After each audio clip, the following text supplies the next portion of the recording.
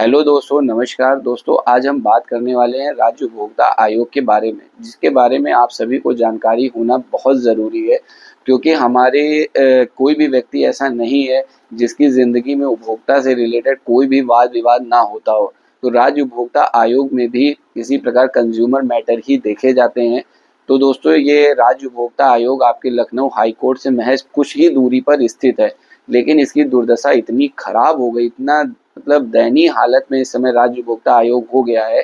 कि अगर आपको भी पता चलेगा तो आपको अत्यंत दुख होगा कि सुप्रीम कोर्ट, प्रधानमंत्री, राष्ट्रपति सभी जल्द न्याय की बात करते हैं, लेकिन न्याय की स्थिति यहाँ पर ऐसी है कि एक एक साल डेटें मिल रही हैं। जब एक एक वर्ष की डेट मिलेगी तो सोच सकते हैं आप कि न्याय की उम्मीद पाने वाला जो भी व्यक्ति न्याय के लिए कोर्ट जाता है उसकी क्या स्थिति होगी, उसकी मनोदशा क्या हो जाएगी, मानसिक स्थिति कैसी होगी। तो दोस्तों, मैं आपको ऐसे ही कुछ मुकदमे दिखाता हूं जिनकी डेट 29 मई के बाद 30/3/2027।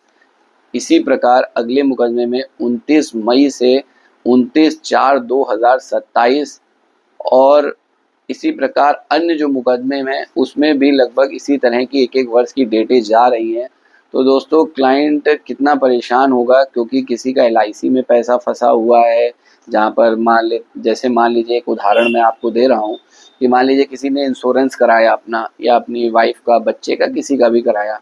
और उस में जब उसने दावा किया कि साहब हमें इतना पैसा, हमारा 8 लाख बनता है, 9 लाख बनता है, लेकिन एलआईसी ने मना कर दिया कि नहीं, आपकी वाइफ जो है या बच्चा जो है वो उसकी डेथ का कारण अलग था और हमने जो एलआईसी की थी, उसका इंश्योरेंस किया था, उसका कारण अलग था। तो उस दशा में अब वो जो 10 लाख 8 लाख जो मिलना था, अगर वो डिस्ट्रिक्ट कंज्यूमर फोरम से जीत गया है क्लाइंट मुकदमा,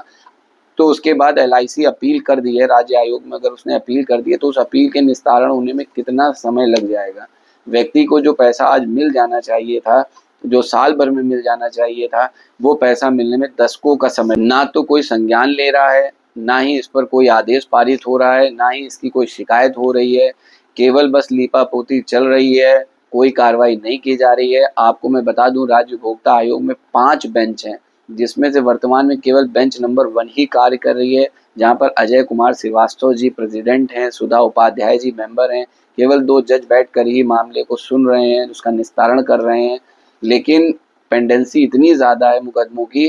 कि अगर अकेले बेंच 1 के बैठने से, या पहले तो 3 बेंचें थी, 3 बेंच के होने के बावजूद भी मुकदमों की पेंडेंसी बहुत ज़्यादा थी, और वहाँ पर तो 5 बेंचें बनी है, लेकिन जज ही नहीं है जो मामले को सुन सकें, न्याय दे सकें। तो दोस्तों, इस पर आपकी क्या राय है, कमेंट करके ज़रूर बताएं। धन्यवाद।